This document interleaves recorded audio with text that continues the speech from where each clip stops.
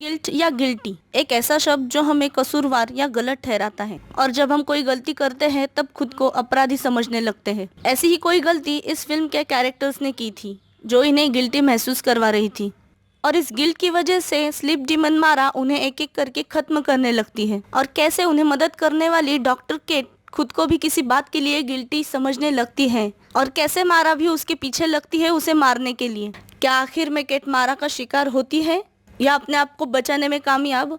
यही इस फिल्म में दिखाया गया है। ये मूवी 2018 की हॉरर थ्रिलर मूवी है जिसे IMDb पर 5.1 की रेटिंग मिली है। इस फिल्म की कहानी के साथ साथ मूवी की एंडिंग भी मजेदार है। तो कहानी जानने के लिए वीडियो को पूरा देखें और अगर अच्छा लगे तो लाइक, कमेंट और शेयर जरूर कीजिए। और अगर आप इस चैनल पे नए हो तो चैनल को सब्सक्राइब करके बेल आइकन जरूर दबा दीजिए। तो चलिए शुरू करते हैं फिल्म की कहानी। फिल्म की शुरुआत में हमें एक लड़की अपनी माँ को आवाज देती हुई दिखती है जो अपनी माँ को ढूंढते हुए नीचे आती है। उस लड़की को उस रूम से चिल्लाने की आवाजें आती हैं। तभी उसकी माँ उस रूम से बाहर आकर उसे पकड़ लेती है और अपनी आंखें बंद करने को कहती है, पर लड़की भी कुछ ऐसा दिखती है जिससे उसकी चीखें निकल जाती हैं। वो लड़की थी सोफी और वो औरत उसकी माँ हेलेना थी। ये सीन यहीं पर खत्म हो जाता है। फिर कहानी आती है डॉक्टर केट फुलर पर, जो एक क्रिमिनल साइकोलॉजिस्ट है। जॉगिंग के वक्त उसे एक कॉल आता है। उसके बाद वो क्राइम सीन पे चली जाती है। उसे डिटेक्टिव मैकार्टी ने फोन करके बुलाया था। हेलेना विंसफील्ड नाम की एक औरत पर उसके पति मैथ्यू के खून का इल्जाम लगा था। मैथ्यू को बड़ी ही बेरहमी से हेलेना ने मारा था और मैकार्टी चाहता था कि केट हेलेना की मानसिक स्थिति जान सके कि उसने आखिर अपने हस्बैंड को इतनी क्रूर तरीके से क्यों मारा और मामला कोर्ट में जाने से पहले वो इस केस को अच्छी तरह से स्टडी कर सके। क्योंकि हेलेना ने जिस तरह से मैथ्यू को मारा था, डिटेक्टिव मैकार्टी को हेलेना की मानसिक स्थिति बिगड़ी हुई लग रही थी। केट उस क्राइम सीन के फोटो निकाल लेती है। तब उसे एक कागज पर ताकाश लिखा हुआ दिखता है और उसके नीचे कुछ अजीब ड्राइंग भी उसे दिखती है जो आधी होती है। केट हेलेना से बात करने जाती है। हेलेना कमरे के एक कोने में खड़े होकर रो रही थी और बहुत डरी भी थी। केट उनकी बच्ची के बारे में मैकार्टी से पूछती है। उनकी बेटी थी सोफी जो अपने ग्रैंडपा के साथ ऊपर कमरे में थी। केट सोफी से मिलने ऊपर जाती है। सोफी डरकर बेड के नीचे छुपी थी। सोफी के ग्रैंडपा केट से कहते हैं कि क्या तुम असली कातिल को ढूंढने आई हो? तो जाओ डगी को पकड़ लो जो एक ड्रग एडिक्ट है। पिछले हफ्ते मैंने उसे मैथ्यू और हेलेना के साथ उसे देखा था। पर केट सोफी के साथ अकेले में कुछ वक्त चाहती थी तो वो वहां से चले जाते हैं। सोफी बहुत डरी थी और बाहर आने को तैयार नहीं थी तो केट भी उससे बात करने के लिए बेड के नीचे चली जाती है। सोफी उससे बात करते वक्त रिलैक्स हो जाए इसलिए वो सोफी को उसके लिए एक टेडी बेयर का ड्राइंग बनाने को कहती है और फिर उससे पूछती है कि उसके डैड को पिछली रात किसने मारा, क्योंकि हेलेना के अलावा सोफी एक लौती गवाह थी और उस खून का इल्जाम हेलेना पर लगा था। सोफी कहती है कि मुझे ग्रैंडपा ने कुछ भी बताने से मना किया है क्योंकि अगर मैं कुछ कहूंगी तो आप मेरी माँ को पकड़ के ले जाओगे। केट कहती है कि तुम्हारे माँ ने अगर कुछ नहीं किया होगा तो वो कुछ ही दिनों में वापस लौट आएगी। मैं उसे छुड़ाऊंगी, पर इसके लिए तुम्हें मुझे सच बताना पड़ेगा। केट सोफी को प्रॉमिस करती है कि वो हेलेना को घर वापस ले आएगी। तब सोफी नाम लेती है मारा। केट नीचे आती है। हेलेना अभी भी उसी कोने में खड़े होकर रो रही थी। केट हेलेना से कहती है, मैंने अभी अभी सोफी से बात की। ये मारा कौन है? ये नाम सुनकर हेलेना जोर से चिल्लाती है और ये सीन यही खत्म हो जाता है। और फिर सीन आता है जेल में जहाँ पर केट हेलेना से पूछताछ कर रही थी पिछली रात हुए हादसे के बारे में। हेलेना उसे बताती है कि मैथ्यू का बाहर अफेयर था। ये बात पता चलने के बाद मैंने उससे डिवोर्स मांगा, पर वो एक और मौका चाहता था, पर मैंने उसे वो मौका दिया नहीं और अब ये सब हो गया। काश मैं उसे सोफी के लिए एक मौका दे देती। हेलेना मैथ्यू के मौत का जिम्मेदार खुद को ठहराकर रोने लगती है और फिर बताती है कि मैं जब जागी तब बेड पर थी, बिल्कुल स्लीप पैरालाइज थी। मैं कुछ भी हलचल नहीं कर पा रही थी। तब उस वक्त वो कमरा मुझे बिल्कुल शैतानी महसूस हो रहा था और फिर मुझे वो दिखी, स्लीप डिमन मारा, जो मैथ्यू के सीने पर बैठकर उसका गला घोट रही थी। मुझे पता है कि ये बात तुम लोगों को अजीब लगेगी, पर यही सच है। मैं अपनी बेटी की कसम खाकर कहती हूँ कि मैंने अपने पति मैथ्यू को नहीं मारा, उसे उस डिमन ने मारा है। मेरा विश्वास करो। डिटेक्टिव मैकार्टी के मुताबिक हेलेना पागल थी और उसने अपने पति को पागलपन के दौरे में मारा था, पर उनके पास उसके खिलाफ कोई पुख्ता सबूत नहीं थे। तब डिटेक्टिव मैकार्टी केट को अपनी रिपोर्ट तैयार करने को कहता है, पर केट किसी भी नतीजे पर पहुंचने से पहले एक बार श्योर होना चाहती थी क्योंकि उसने सोफी से वादा किया था कि वो उसकी माँ को वापस लाएगी। पर मैकार्टी उस पर दबाव डाल के कहते हैं कि वो अपनी रिपोर्ट कल सुबह तक दे। इसलिए ना चाहते हुए भी केट हेलेना की रिपोर्ट पर साइन करती है और उसके रिपोर्ट पर हेलेना को मेंटल हॉस्पिटल भेजा जाता है। सुबह सोफी को लेके केट अस्पताल जाती है हेलेना से मिलने, पर जब उनके मिलने का वक्त खत्म होता है तब हेलेना बहुत एग्रेसिव हो जाती है और सोफी को पकड़ लेती है। और इसके बाद केट अपने आप को उन दोनों के बिछड़ने का कारण मानने लगती है। वो अपने आप को गिल्टी महसूस करने लगती है। रात को केट की नींद खुलती है। वो अपने आप को पैरालाइज महसूस करती है। वो चाहकर भी बिस्तर से हिल नहीं सकती। वो सिर्फ अपनी आंखों के जरिए कमरे में इधर उधर देखती है। तब उसे अंधेरे में कोई औरत खड़ी हुई दिखती है जिसे वो डर कर उठ जाती है और उसी कश्मकश में सोफी की बनाई हुई टेडी बेयर की ड्राइंग लेके बैठ जाती है। पर जब वो पन्ना पलटती है तब उसे आधी ड्राइंग और आधे शब्द दिखते हैं। तब उसे याद आता है वो आधी ड्राइंग जिसकी फोटो उसने हेलेना के घर पर ली थी। तब केट वो कागज और फोटो मिलाती है। तब जाके वो ड्राइंग पूरी बनती है। उस कागज पर एक अजीब ड्राइंग और लिखा था Takashi knows more 1966 Grand Avenue. फिर सुबह केट उस पते पर पहुंच जाती है ताकाशी के बारे में जानने के लिए, पर उसे घर का दरवाज़ा खुला मिलता है तो वो अंदर जाती है। तब उसे ताकाशी की लाश मिलती है। ताकाशी की मौत भी बिल्कुल उसी तरीके से हुई थी जिस तरह मैथ्यू मरा था, यानी उसकी गर्दन को भी खूनी ने मोड़ा था। केट फ़ोन करके मैकार्टी को क्राइम सीन पे बुलाती है। ताकाशी को मरे हुए करीब एक हफ्ता हो चुका था तो डिटेक्टिव को शक फिर से हेलेना पे जाता है, पर केट हेलेना की साइड लेके कहती है इस तरह से हत्या करना हेलेना की बस की बात नहीं। वो डिटेक्टिव को डगी से पूछताछ करने को कहती है। इस बात पर मैकार्टी बहुत गुस्सा होकर कहता है कि तुम एक डॉक्टर हो और हम एक डिटेक्टिव, तुम हमें हमारा काम मत सिखाओ। फिर केट ताकाशी के बारे में जानने के लिए हेलेना के पास अस्पताल जाती हैं। पहले तो वो ताकाशी के बारे में हेलेना से पूछती है और फिर कहती है कि तुम्हारे डैड ने किसी ड्रग एडिक्ट डगी के बारे में बताया था, कौन है वो? फिर भी हेलेना कुछ नहीं बताती। तब केट उसे कहती है मैं जब सोफी की उम्र की थी तब मेरी माँ बीमार पड़ गई। वो अजीब अजीब हरकतें करने लगी। कुछ दिनों बाद पता चला कि उसे स्किज़ोफ्रेनिया है। ये बात मेरे डैड सहन नहीं कर पाए और उन्होंने सुसाइड कर लिया और उसके 3 हफ्ते बाद मेरी माँ ने भी खुदकुशी कर ली। और यही कारण है कि मैं एक साइकोलॉजिस्ट बनी हूँ। मैंने एक गलती की है, प्लीज़ मुझे उसे सुधारने दो, मेरी मदद करो। तब जाके हेलेना बोलना शुरू करती है। वो बताती है कि मैथ्यू को हमेशा से स्लीपिंग प्रॉब्लम थी। तब मैं एक ग्रुप से मिली जो ऐसे लोगों की मदद करता है।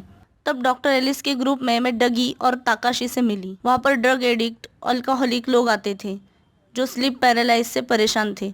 वो लोग घर भी आते थे। मैथ्यू ठीक भी हो रहा था, पर उस रात वो पैरालाइज हुआ और उसकी आंखों में रेड मार्क था और घर जाकर सोफी से मिलने की जिद करती है। तब केट उसे कहती है कि हम मैथ्यू के असली खूनी को ढूंढ लेंगे, पर इस बात पर हेलेना गुस्सा होकर कहती है कि मैंने तुमसे कहा कि मेरे पति को स्लीप डीमन मारा ने किल किया है। और वो उसे अपनी आंखों में वही रेड मार्क दिखाती है और कहती है कि वो यहाँ मेरे लिए आई है और अगर तुमने मुझे यहाँ से बाहर नहीं निकाला तो मैं यहाँ अकेली मर जाऊंगी, वो मुझे भी मार डालेगी।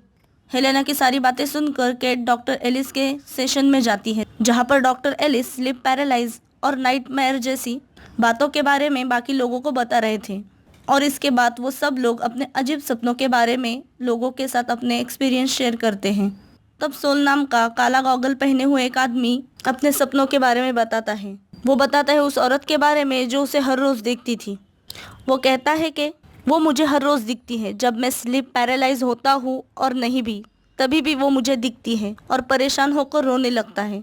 तब उन लोगों में जो चुपचाप बैठा हुआ डगी होता है वो उठता है और कहता है कि वो मारा है, वो तुम्हें मार डालेगी, जब तुम सो जाओगे तब तुम मर जाओगे। ये बातें सुनकर सोल और डर जाता है और रोने लगता है। डॉक्टर एलिस डगी को शांत रहने को कहते हैं पर डगी चुप नहीं रहता। तब डगी सोल का गॉगल उतार कर कहता है इसकी आंखों में रेड मार्क है, ये जल्द मरने वाला है, इसे शाप लग चुका है, कोई नहीं बच सकता, वो सच में है और वो हम सबको भी मार देगी। तुम ये मेरी बात नोट कर लो कि आज रात सोल मरने वाला है। डगी की ये बातें सुनकर सारे लोग डर जाते हैं और केट भी उसकी ये सब बातें और हरकतें देखकर थोड़ी घबराती है। केट ये सारी बातें जाकर डिटेक्टिव को बताती है, पर डिटेक्टिव उसे हमेशा की तरह वार्निंग देता है कि उसे अगर कुछ लीड मिले तो वो हमारे पास आए, ना कि खुद जाके सॉल्व करने की कोशिश करें। और वो फिर से उसे इस केस से दूर रहने की सलाह देता है। पर केट कहीं ना कहीं माँ से बेटी को अलग करने का कारण खुद को समझती थी, इसलिए वो इस केस से खुद को दूर नहीं कर पा रही थी। घर आकर केट को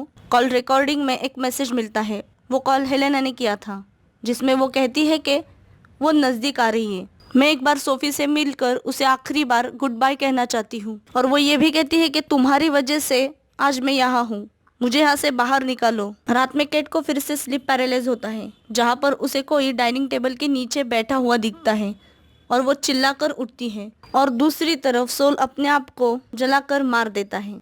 केट को डिटेक्टिव का फोन आता है क्योंकि केट ने ही उसे बताया था डगी और सोल के बारे में। तो कहीं ना कहीं डिटेक्टिव केट की बातों पर यकीन करने लगता है और तब डगी को पकड़कर जेल में लाया जाता है। जब मैकार्टी डगी से पूछताछ करने लगता है तब डगी कुछ नहीं बताता, पर जब केट मारा के बारे में पूछती है तब डगी ताकाशी और मैथ्यू के बारे में बताता है। वो बताता है कि वो उन दोनों से डॉक्टर एलिस के सेशन में मिला था और वो ताकाशी ही था जिसने उसे पहली बार देखा।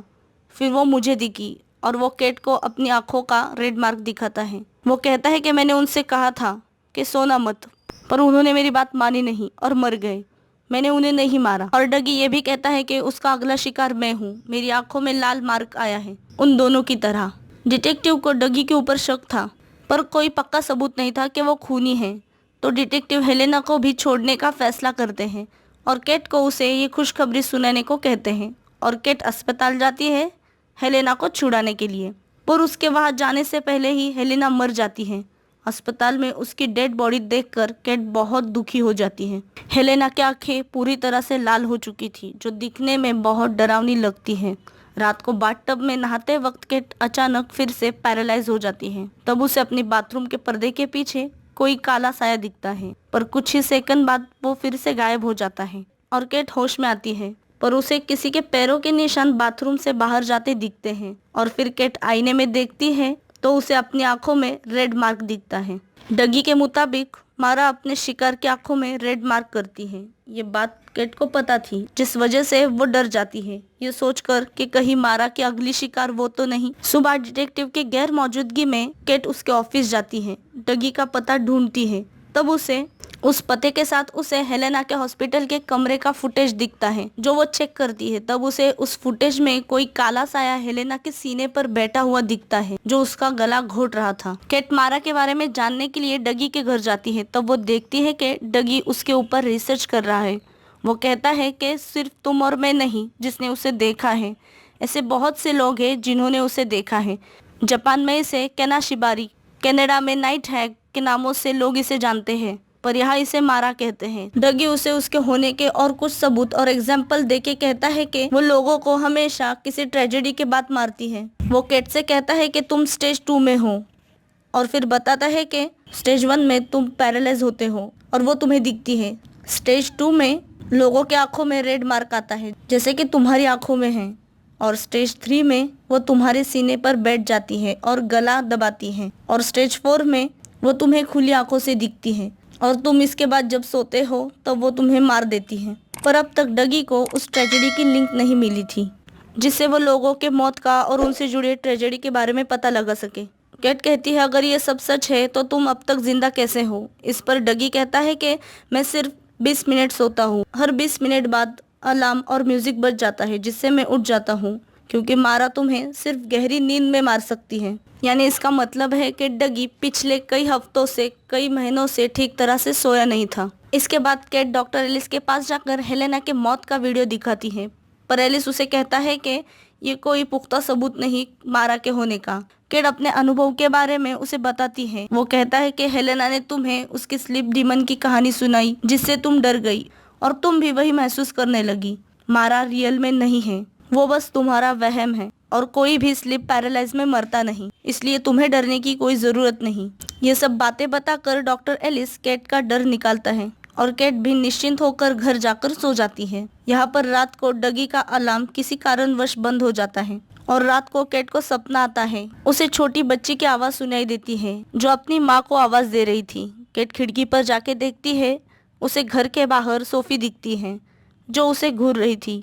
और फिर उसे हेलेना दिखती है जो उसे कहती है तुमने मुझे अकेले मरने के लिए छोड़ा।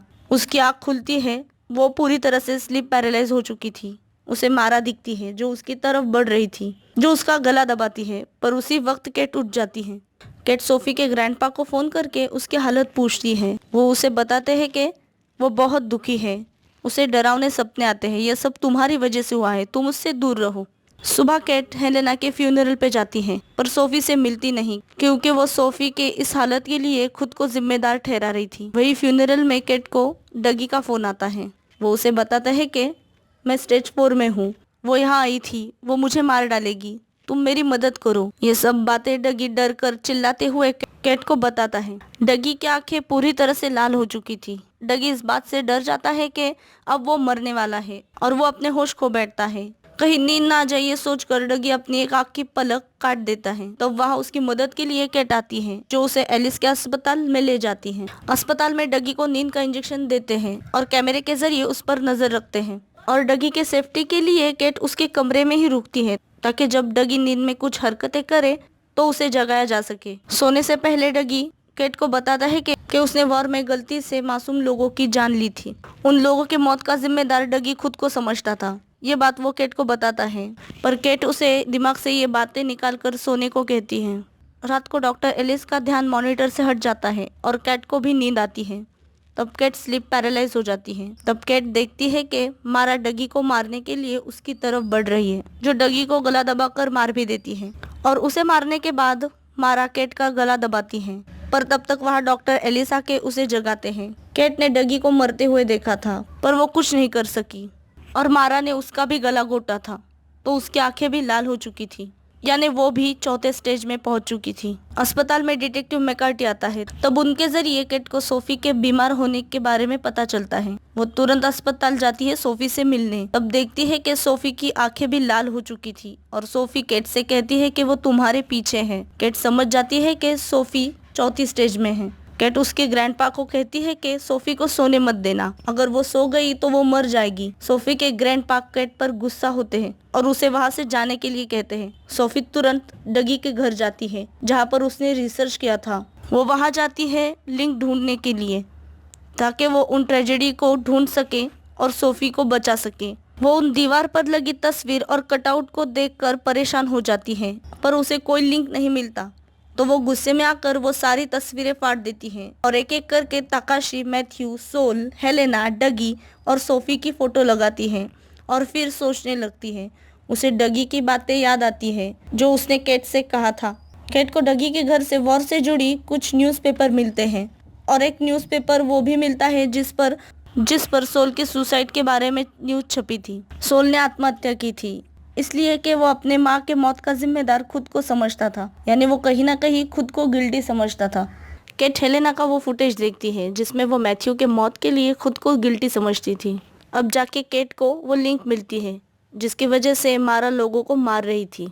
वो कारण था गिल्ट, यानी ये जो मरे हुए लोग थे उनके साथ कोई ट्रेजेडी हुई थी, ये किसी के मौत का कारण बने थे या फिर इन्हें किसी बात का पछतावा था और वो उसके लिए खुद को गिल्टी समझते थे। यानी एक्सीडेंट में मरे हुए माँ के मौत का जिम्मेदार सोल खुद को समझता था। मैथ्यू का बाहर अफेयर था जो हेलेना को पता चलता है और उनके बीच के रिश्ते खराब हो जाते हैं और मैथ्यू इस सब का जिम्मेदार खुद को समझता है। मैथ्यू के मरने के बाद हेलेना खुद को उसके मौत का जिम्मेदार मानती है कि उसने उसे आखिरी वक्त तक एक मौका नहीं दिया अपनी गलती सुधारने का। कैट माँ और बेटी को अलग करने का जिम्मेदार खुद को मानती थी और सोफी भी अपनी माँ के मौत का जिम्मेदार खुद को समझती थी क्योंकि उसे लगता है कि अगर वो कैट को कुछ नहीं बताती तो आज उसकी माँ उसके साथ होती, पर उसने ग्रैंडपा की बात नहीं मानकर माँ के मौत का कारण बनी। यह गिल्ट सोफी को था। पर कैट को ताकाशी के बारे में कोई लीड नहीं मिलती कि उसके साथ क्या हुआ था, कौन सी ऐसी ट्रेजेडी उससे जुड़ी थी। तब कैट तुरंत मैकार्टी को फोन लगाकर ताकाशी के बारे में पूछती है कि वो कौन था, वो कहाँ से आया था और उसने अपने पास्ट में क्या किया था। तब मैकार्टी उसे बताता है कि जापान के एक स्कूल में ताकाशी शेफ था। एक बार उसका बनाया हुआ खाना खा के 38 बच्चों को फूड पॉइजनिंग होकर उनकी मौत हो गई थी। तब जाके कैट उन सारे लिंक का पता लगाती है, यानी ताकाशी को मारने के बाद मारा उन सब लोगों के पास पहुंच गई थी जो उस ग्रुप से जुड़े थे और फिर वो उन लोगों को भी मारने लगती है जो गिल्टी थे। ये बातें जानकर वो तुरंत अस्पताल के लिए निकलती है सोफी को उस गिल्ट से आज़ाद करने के लिए। पर रास्ते में उसे हेलेना और सोफी दिखते हैं, यानी रियल में नहीं बस उसकी इमेजिनरी में। इस वजह से उसका एक्सीडेंट होकर उसकी गाड़ी बिजली की खंभे से जाके टकराती है तो कैट बोट से अस्पताल जाने लगती है। बोट पर उसे नींद आती है पर वो डर से उठ जाती है और फिर बोट पर ही उसे खुली आंखों से मारा दिखती है। वो वक्त ना गवा कर भागते हुए अस्पताल जाती है। वो देखती है कि उसका पीछा करते हुए अस्पताल में मारा भी आई है। वो सोफी के पास जाकर सोफी को नींद से जगाने की कोशिश करती है, पर तब तक वहाँ लाइट चली जाती है और सोफी पैरालाइज हो जाती है। केट उसे कहती है कि तुम्हारा कोई दोष नहीं, वो मेरी गलती थी, तुमने कुछ नहीं किया। और तब तक वहाँ मारा सोफी को मारने पहुंच जाती है और केट उसे कहती है कि उसे कुछ मत करो, मैं गिल्टी हूँ, वो नहीं, उसे छोड़ दो। ऐसा जोर जोर से केट चिल्लाने लगती है। केट सोफी को बचाने के लिए उसे अपने बाहों में पकड़ लेती है और मारा वहाँ से चली जाती है, जो सोफी को मारने आई थी। मारा के चले जाने के बाद सोफी होश में आती है। सोफी होश में आके केट से कहती है, मैं तुम्हें दोषी नहीं समझती, तुम भी बेगुनाह हो। ये बात सुनकर केट खुश हो जाती है कि सोफी ने उसे माफ किया है और इन हादसों का जिम्मेदार वो खुद को या किसी और को नहीं समझती। केट सोफी को वही बिस्तर पर सुलाती है, ये कहकर के अब सब खत्म हो गया है, और वो खुद भी उसके पास कुर्सी पर सो जाती है। जब सुबह होती है तब केट की आँख खुलती है। वो सामने मैकार्टी को पाती है। तब वो उनसे सोफी की तबीयत के बारे में पूछती है। वो कहते हैं कि डॉक्टर ने कहा कि अब वो ठीक है और मुझे लगता है कि वो बस उसके दिमाग का वहम था। मैकार्टी केट से कहते हैं कि चलो मैं तुम्हें घर छोड़ देता हूँ। तब केट फिर से एक बार सोफी से मिलने उसके पास जाती है, उसकी तबीयत पूछने के लिए। तब केट को कुछ अजीब महसूस होता है और जब सोफी उसकी तरफ पलटती है तब उसे सोफी की आंखें काली दिखाई देती हैं। सोफी केट से कहती है कि मैंने तो तुम्हें माफ कर दिया लेकिन मॉम ने नहीं। तब केट को उस वक्त वहाँ हेलेना की लाश दिखाई देती है और उसकी बातें भी सुनाई देती है कि तुमने मुझे अकेले मरने के लिए छोड़ दिया। और केट देखती है कि सोफी के ग्रैंडपा और मैकार्टी उसे इशारा करके कुछ दिखा रहे थे। वो पीछे पलट की देखती है कि वो कुर्सी पर सोई है और उसके बाद केट पैरालाइज हो जाती है। यानी वो नींद से उठना केट का एक सपना था। केट के पैरालाइज होने के बाद मारा उसके पास आती है उसे मारने के लिए। केट पैरालाइज थी तो कुछ नहीं कर पाती और मारा उसे सपने में ही मार देती है। सोफी तो केट को माफ करती है, पर हेलेना की नजरों में केट ही उसके इस हालत की जिम्मेदार थी। हेलेना तो मर जाती है और केट उसके मौत का जिम्मेदार खुद को समझती है। यानी हेलेना की मौत का गिल्ट केट को अभी भी था और वो गिल्ट उसे हमेशा रहता है, क्योंकि उसे माफ करने के लिए हेलेना जिंदा नहीं थी। तो इसी गिल्ट के साथ बाकियों की तरह मारा केट को भी मार देती है और फिल्म यही खत्म हो जाती है। क्यों, है ना अच्छी कहानी फिल्म की? मुझे तो ये मूवी बहुत अच्छी लगी और आपको भी कहूंगी कि अगर ये मूवी आपको कहीं मिली तो आप भी इसे एक बार जरूर देखें। और अगर आपको ये वीडियो अच्छी लगे तो लाइक, कमेंट और शेयर ज़रूर कीजिए। और अगर आप इस चैनल पे नए हो तो सब्सक्राइब करके बेल आइकन ज़रूर दबा दीजिए, ताकि आने वाले नए वीडियो का नोटिफिकेशन आपको मिलता रहे।